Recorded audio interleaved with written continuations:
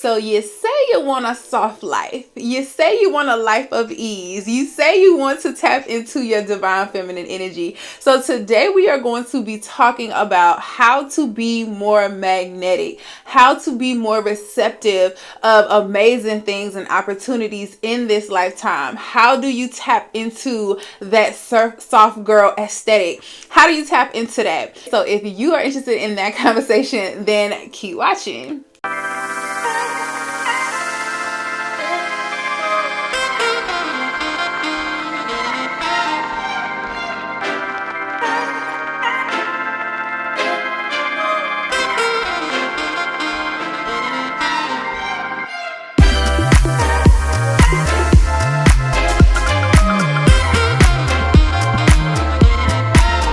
Peace and love, family. I am Oshun Yinka, your favorite womb goddess, and we are back with another video teaching the girls how to tap into their goddess energy.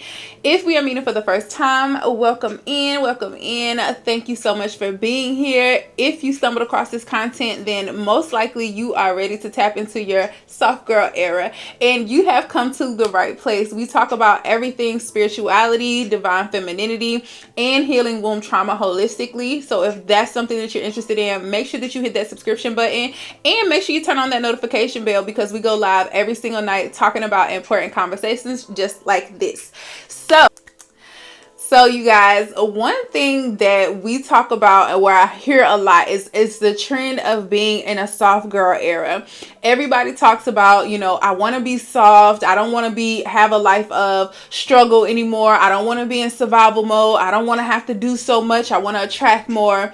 Blase, blase, blah. We're hearing that a lot lately, right? Everybody wants to be in that soft girl era.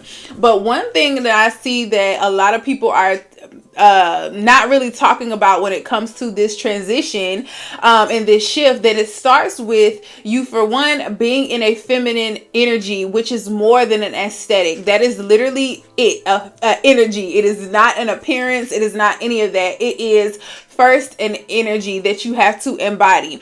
And being in your feminine energy, I know we hear a lot about, people going off about feminine and masculine energy, what this is, what is not, and all this other stuff. But simply what feminine energy is being receptive. And when we're talking about masculine energy, we're talking about being assertive and doing things, or being action forward and things like that. That's masculine, and feminine is receiving. So if you want a soft life, that would be you being receptive of good things, you being receptive of good energies and opportunities and love and all that other stuff. If you are in a healthy feminine aspect, that is what you typically are looking for. So all of that starts from being magnetic. When things are coming to you, you are a magnet to good things. You are a magnet to opportunities. That is the goal that we are looking for.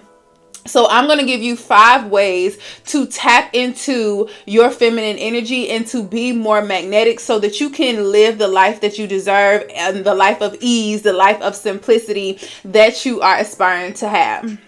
So the very first way that you can become more magnetic is by simply fuck being politically correct. Stop being so uptight and stop trying to please everybody by being politically correct. That's the first thing. You have to be confident in yourself. You have to believe that you deserve this lifestyle. You cannot still subconsciously believe that, a girl like me, this small town girl, is not able to have these things, or I'm not pretty enough to have the dream guy, or this is just fairy tale. You cannot be having these limited beliefs and having this mindset is really trapped around you trying to please other people, or you looking at the social standards of what beauty is, or what environment you come from, and you're categorizing yourself as someone who is not worthy. So I always say, fuck being politically correct. Stop trying to please other people by the way that you talk. Stop trying to please other people by the way that you dress and things like that. If you are not being your authentic self,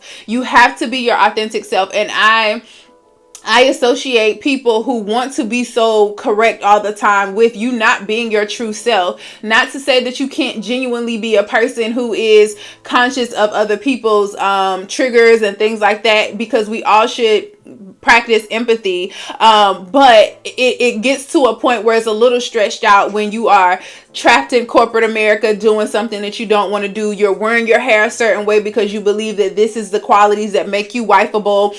When you're just doing things that society deems to you as what you should be to be a feminine woman, you can't please society. The only person that matters is self. So if wearing your hair a certain way, dressing a certain way does not allow you to be free, then you need to check being politically correct and just start believing in yourself that you can show up as your true version of you and still be accepted, because you are enough. You are enough. Your skin color is enough. Your height is enough. Your weight is enough. You know, your education level, your finances, all of that is enough for you to have the life that you desire. So the next thing, number 2, is you need to master relaxation.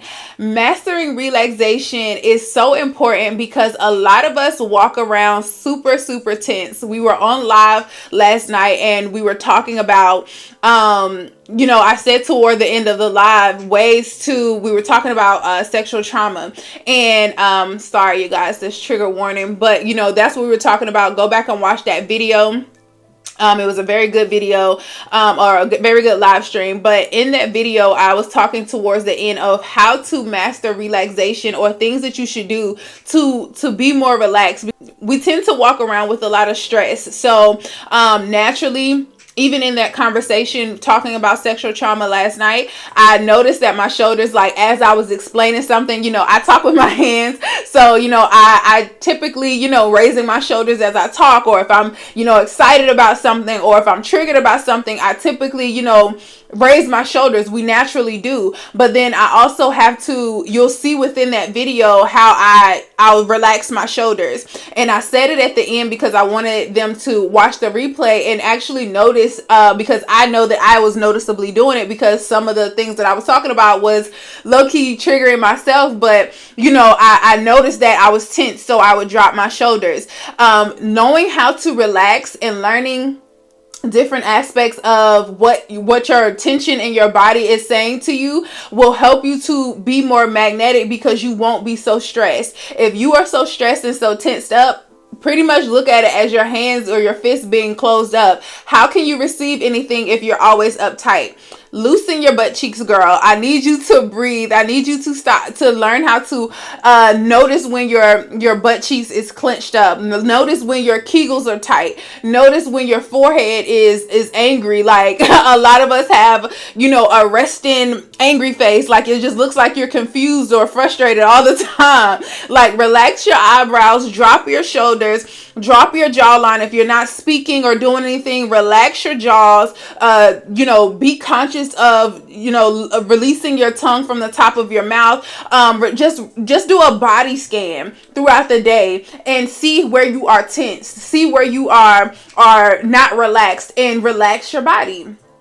Once you stay at or learn to operate in a place of relaxation, a lot of times you'll start to be more at ease. You'll be more open-minded to opportunities, and you'll be more receptive of things coming towards you because you are not tense. You're going with the flow. You're not upset about anything. People can communicate with you effectively because you're at a place where you're listening, because you're relaxed, So learning how to master being relaxed, learning how to master knowing when your body is tensed up. You could be having a conversation and you just get amped up about something, and then you just an hour later you're still like this.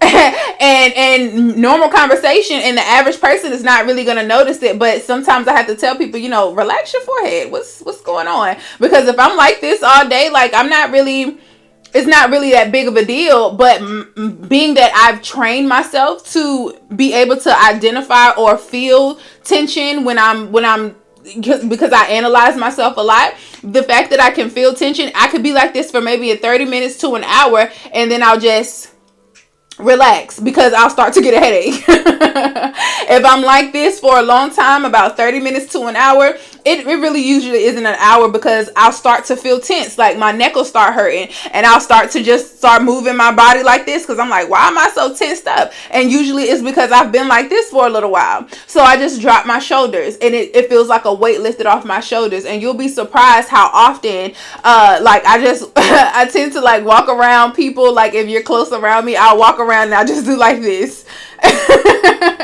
And people who are close to me, they already know, like, drop your shoulders. What you so tight about? If you're arguing with somebody, or somebody's trying to disagree with you, and you see them getting tense, tap them on the shoulders, drop your shoulders. And that also helps you to relax and have easier conversations, and ultimately getting what you want if you're directing the energy.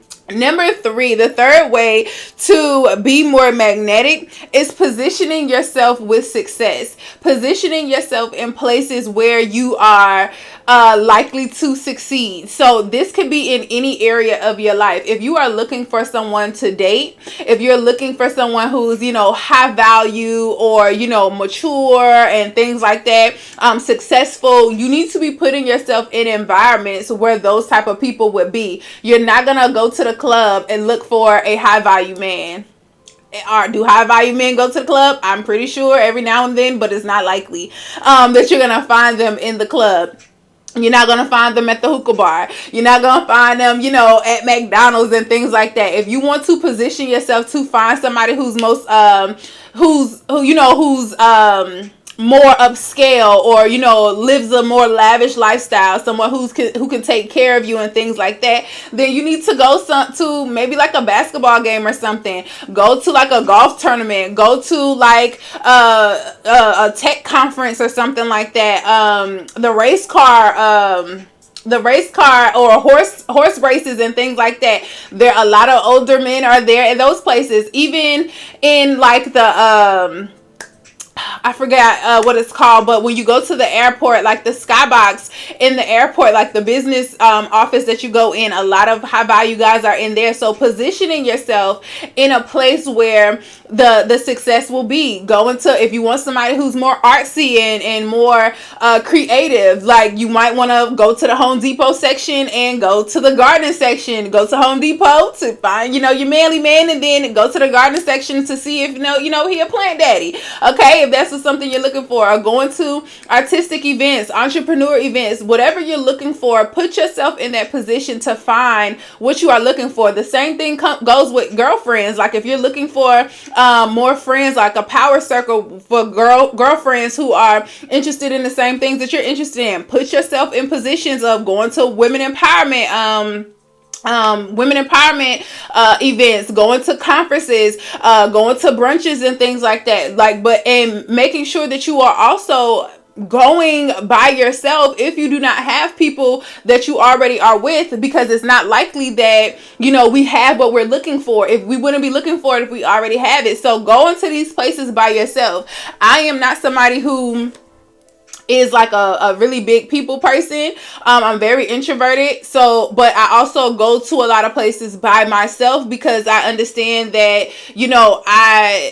I'm just my own vibe. Like I don't necessarily want people to go with me to a lot of places, because I understand that the energy might shift. I know my intention on why I'm going to certain places. I don't want to have to if we're in alignment, then cool, but it's not likely that I offer to go to places with people that it's not likely that you would want to be there. So I'm cool with going places by myself. I definitely travel or go to a lot of events by myself, because I'm typically the only person around me who is interested in what I'm interested in. So that's okay with me. So going to these places and positioning yourself around success will help you to be more magnetic, because you can't be saying that you want to find a dream guy, or you want to find, a group of girlfriends, and you're always in the house. How is it possible? Only place you go is to work and at home. Everybody at work, and you ain't trying to get one of them, and ain't nobody at your home but your children or your pets. So how are you going to find these places? How are you going to find these people if you're not going to these places? So putting yourself in a position to be successful is number one key to being more magnetic.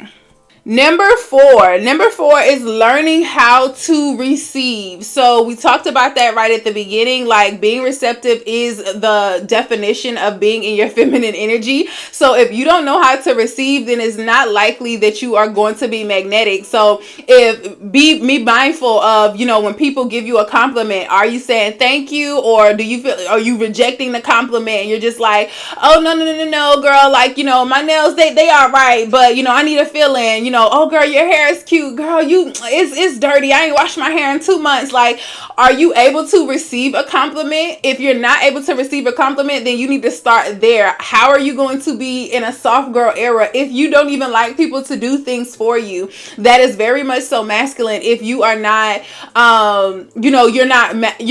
you're somebody who gives a lot of compliments. You're somebody who praises other people, but you don't praise yourself or allow other people to praise you. That is something that you have to learn how to do as well. I always say learning how to receive, the easiest way to learn how to receive is getting people to do things for you. So if it's ordering like not takeout, so it could be like ordering your groceries to come to your door, like Instacarting your groceries at your door. Somebody grocery shop for you. That's a sign of being receptive of somebody helping you. I would say like hiring a nanny every now and then, hiring a cleaner, somebody to come and clean your house for you. That's you being receptive of somebody helping you. Is taking off a load of something that you already have to do. Taking your clothes to the cleaners instead of washing them yourself. That is a form of, you being receptive. The easiest way that doesn't cost you anything, though, is also going to the grocery store. If you go to the grocery store yourself, is getting the bag people, the bag boy or whoever, getting them to take your groceries to the car. That is something that's absolutely a free service that you can utilize doing just to get in the habit of getting people to do things for you. We have to stop thinking that, I can do it. This whole feminism act, or, it's gotten too far. It's gotten too far because we got women who are like, I could do it myself. I don't need you to open the door for me, and other things like that. And if you don't identify as somebody who wants to be that person who's doing things by yourself, or you want to be somebody who's receptive and soft and have people do things for you, then you have to start asking people to do things for you and doing it unapologetically. Don't feel bad. Like I said, asking the bag boy to help you bring your stuff to the car is absolutely free, and it's a part of their job. They'll offer it to the older women, but they'll do it for you too, just because that's a part of their job. And most of the time they be wanting to go outside anyways. So asking somebody to help you take your stuff to the car, that's one of the ways. That's one of the simplest ways for you to start to be more magnetic and learning how to receive. So you can do that in any area of your life. Anything that like going to the gas station, getting people to pump your gas for you instead of, I think it's not self-service, but I forgot what it's called. But either way, getting somebody to pump your gas for you at those stations that they pump the gas for you, getting somebody to do that for you, that's the act of self-service. That's the act of being receptive. So doing that could help you to learn how to be more receptive as well.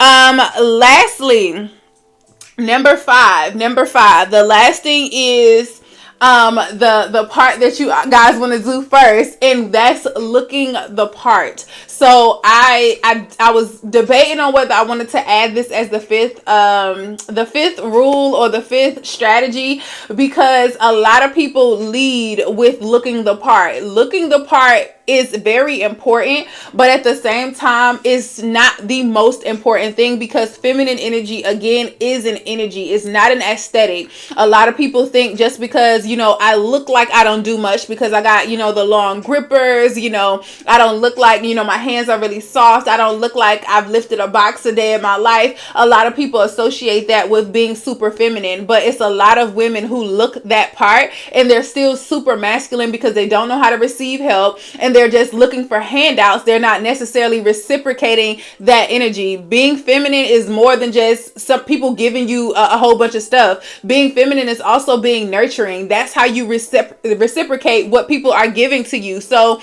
being able to give compliments, being being able to be nice and nurturing to other people, that is also within that feminine energy. So are you able to give compliments? Are you able to praise other people? Are you able to be submissive to other people, especially your counterparts? But are you able to do that easily and effortlessly? And if you struggle with doing those things and you just feel like you're entitled to people spending money on you and doing things for you, then you're already like 10 steps behind. So that's the reason why I gave this as the last thing. Looking the part of someone who is well kept, it will get you a long way. When you look like you're about your business, when you look like you are expensive, when you look like I'm hard to fuck with, it makes you more attractive to guys. It makes you more attractive to good opportunities. That's why, my coach told me a couple years ago, like, I always used to say, I always look homeless. Like, as long as my nails are done, like, I'm good, but I don't have a desire to get up and put clothes on everywhere I go, especially if I'm not doing nothing important.